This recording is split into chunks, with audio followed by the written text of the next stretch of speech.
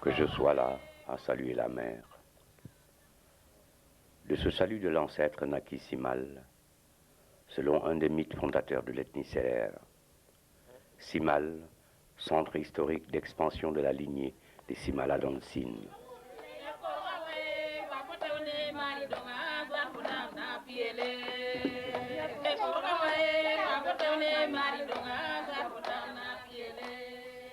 Simal Poudaï, Simal des fromagers séculaires, tant chanté par les poètes pour ses eaux miraculeuses, ses sources d'eau douce où vont boire les lamentins, les vertus thérapeutiques de ces sanctuaires de Pangol.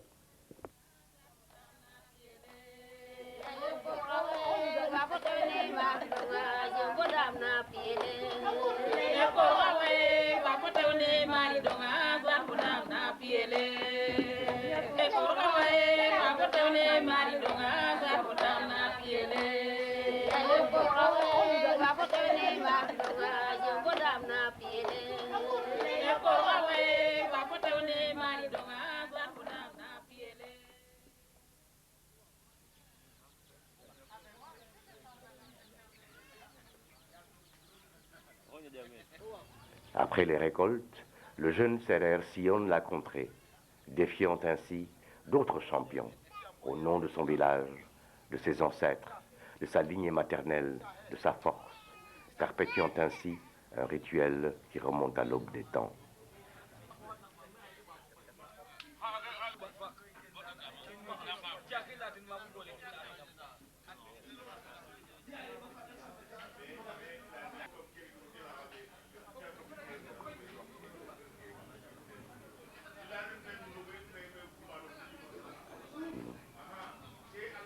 Après l'hivernage, les Simalois, où qu'ils se trouvent, ne pensent qu'au Nyommak.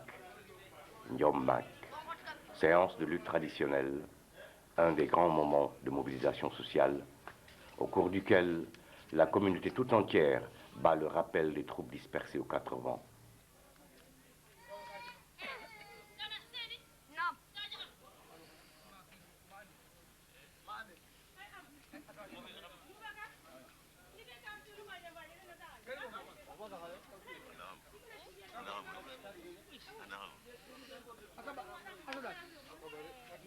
Ainsi, toute la communauté réunie, sans distinction d'âge et de sexe, compose librement dans une dynamique de conservation des valeurs culturelles et d'évolution sociale, et s'interroge sur la vie du village, son passé, son devenir.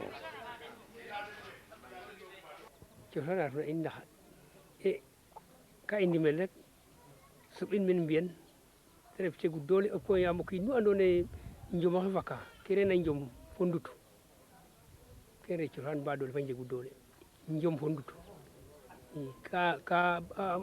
karo ko xey nokor ndax famba ka ma jom ki nurena o koor cer ko xana yoɗno te ref ndutit cer ko xana yegin cosana runa in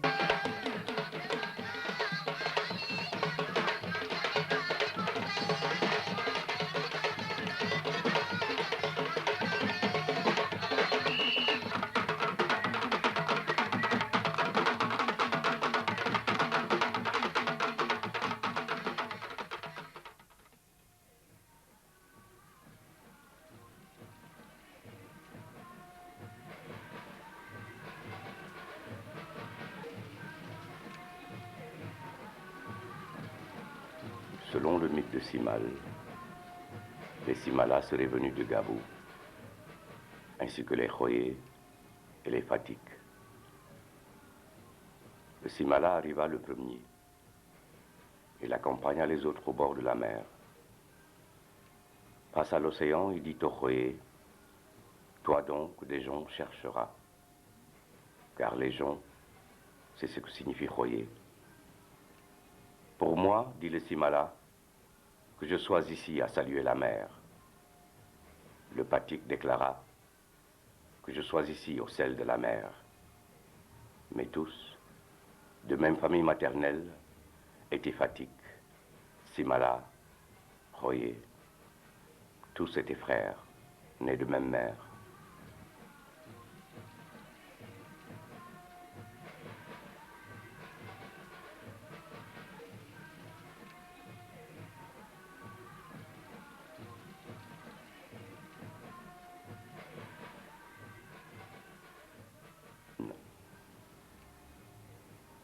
l'avènement, la décadence de l'empire du Ghana, de l'arrivée des Guéloirs aux années d'indépendance et de brassage en brassage, Simal a fini par devenir au fil des siècles le sanctuaire des pratiques traditionnelles et valeurs culturelles du monde de Sérère en déperdition.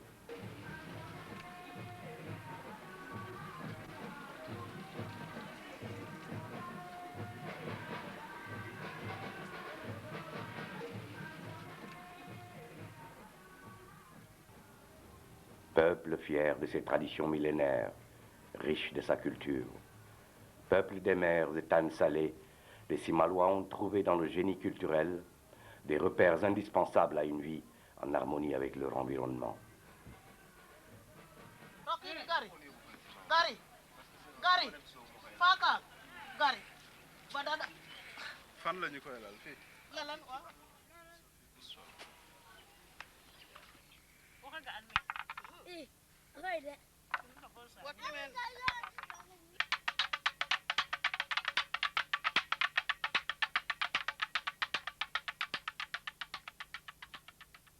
Nga, la poétesse, véritable archive sonore de Simal, dépositaire d'un répertoire de chants séculaires qui ont bercé tant de générations de Simalas, cœurs qui, par la beauté de leur polyphonie et la force de leurs évocations, transportent le cœur du champion sur les rives mythiques de Sangomar, paradis des champions, né pour régner, né pour gagner.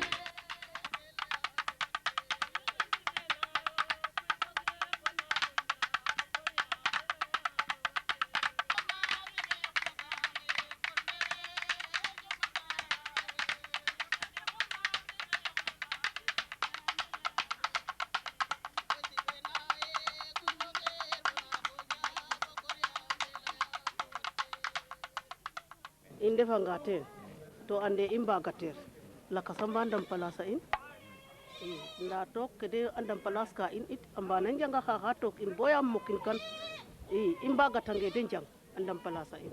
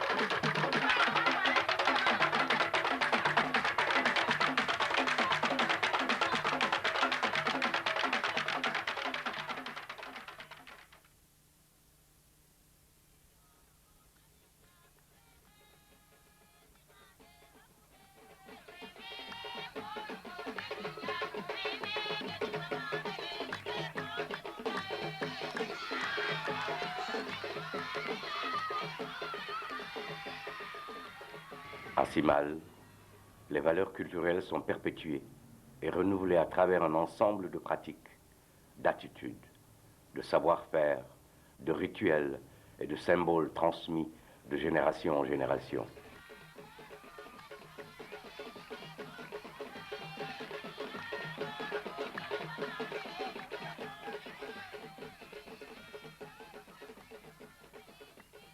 L'organisation sociale, la vie quotidienne, est marquée jusque dans les actes les plus anodins par une célébration des forces de la nature et le culte des ancêtres.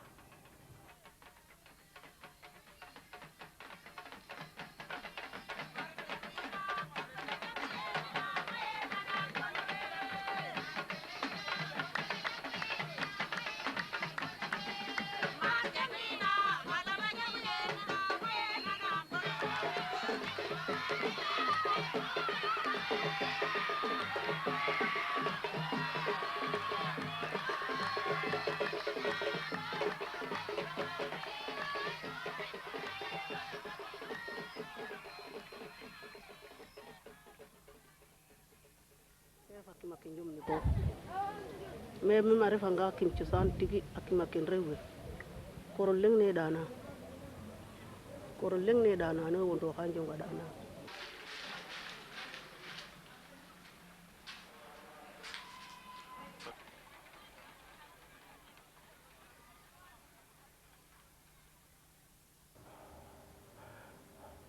Malgré toute sa richesse culturelle, Simal n'échappe pas pourtant aux agressions des temps modernes.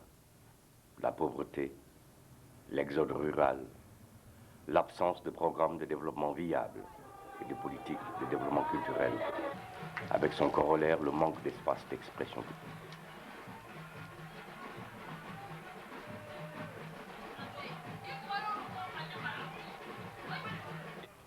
Les Simalois tentent de se préserver en célébrant à travers un rituel codifié des valeurs culturelles ancrées dans la mémoire collective sérère, à savoir le courage, la loyauté, le patriotisme, le respect de l'autre.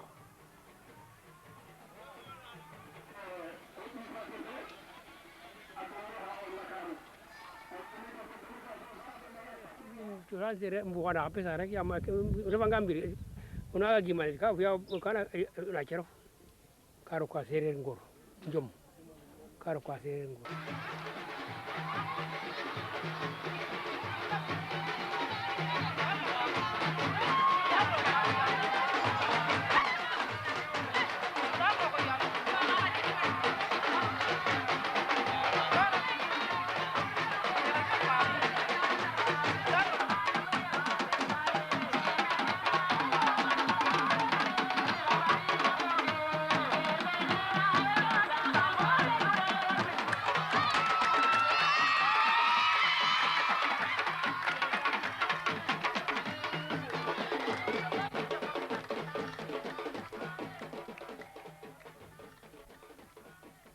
Ces chants participent à la fois d'un rappel des hauts faits d'antan, mais aussi d'une invitation à entrer dans la légende, afin d'exhorter à la transfiguration, au sacrifice physique, à l'immortalité dans Sangomar.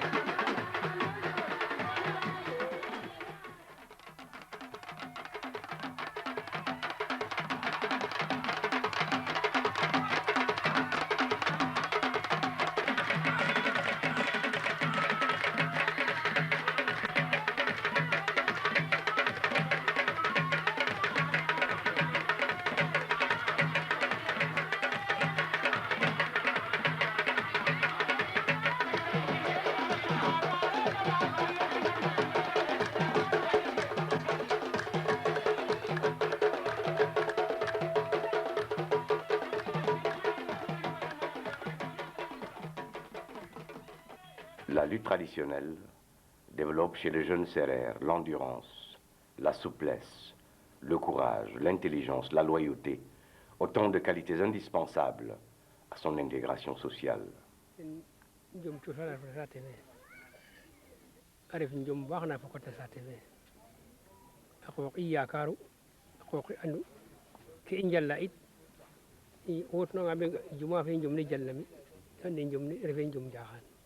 kay ɓe ka jomne ɓe ka juma fe ɓe kan dispensaire fe to kulij ay xay a para in mbamir ka rena wallu xaalis ngo i njala ten i ɓekkan jomne refe jom fa ndap jom na fokata saaxo to a miñ ke kena jalna saate fop ke kena reta dispensaire fop kena jala juma fop ino fo rewe na njala tout d'accord ñëpp la saate fop a ref saate fop mbogu njomne njalla njalle yaq njalla a mbokata